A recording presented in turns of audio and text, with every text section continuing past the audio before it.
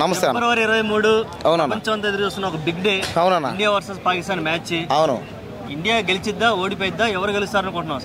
ఫిబ్రవరి 23వ తేదీ దుబాయ్లో ఇండియాకి పాకిస్తాన్కి మ్యాచ్. అది ఇప్పటి వరకు మన చరిత్రలో, ఇప్పటి వరకు మన దేశంలోనే కాదు ఎక్కడైనా సరే పాకిస్తాను మన దేశం మీద గెలిచింది లేదు. అది మ్యాచ్లో అయినా బయటైనా ఎక్కడైనా. కాబట్టి ఏంటంటే ఫిబ్రవరి 23వ తేదీ మ్యాచ్ వస్తుంది. నేను ఎంతగానో ఎదురు చూస్తున్నా ఆ మ్యాచ్ కోసం. ఖచ్చితంగా రేపు 23వ తేదీ అందరం రేపు 23వ తేదీ అందరం మన దేశంలో ఉన్న వాళ్ళు ప్రతి ఒక్కరూ, ప్రతి ఇంట్లో ప్రతి ఒక్కరూ జెండాలు పట్టుకొని ఎగరేయాలంతే.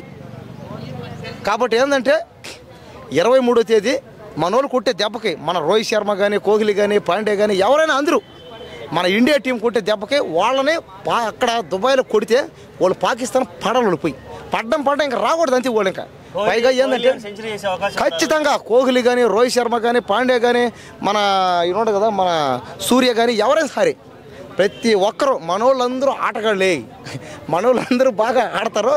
అంటే ఏంటంటే ఇప్పటి వరకు అంటే రేపు 23వ తేదీ ఆడే వాళ్ళందరూ సెంచరీ చేసిన వాళ్ళు అందరూ వాళ్ళకి సెంచరీ చేయడం కొత్త పాత వాళ్ళకి.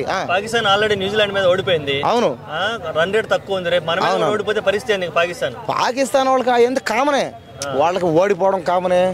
అది గెలవడం అంటే వాళ్ళకి ఎప్పుడో ఒక్కసారి. వాళ్ళు ఓడిపోవడం కారణం వల్ల ఒకటే అహంకారం, పొగరు, గర్వం.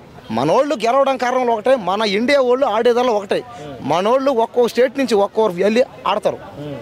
కానీ మన దేశంలో భిన్నత్వంలో ఏకత్వం. అంటే దేశంలో అందరూ మనోళ్ళే, మనం ఒక్కటగా ఉంటాం. మన టీంలో బుమ్రా లేకపోవడం, బౌలింగ్ టీం వీక్ గా ఉంది అనుకోవచ్చు. అలే లేదు, అన్ని అబద్ధాలు, అన్ని ఒట్టి మాటలేదు. దేనికంటే అందరూ బాగానే ఆడతారు, అందరూ ఆడతారు బాగానే.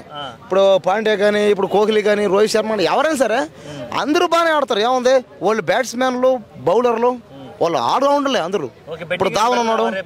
బెట్టింగ్ ఏం బెట్ట నేనే బెట్టలేసే వాళ్ళకి ఏంటంటే అది వాళ్ళ యాష్టం, అది వాళ్ళ కర్మ. అది ఒకటి ఏంటంటే బెట్టింగ్ వేసుకోవాల్సింది ఎక్కడ, అది ఎక్కడో తెలియకో సీక్రెట్గా ఎవడైనా డబ్బులు ఎక్కువ అయిపోయి అంతే. అంతేగాని దయచేసి నమస్తే ఒక నిమిషం బెట్టింగ్లు, డబ్బులు పెట్టడం అలాంటివి చేయకండి.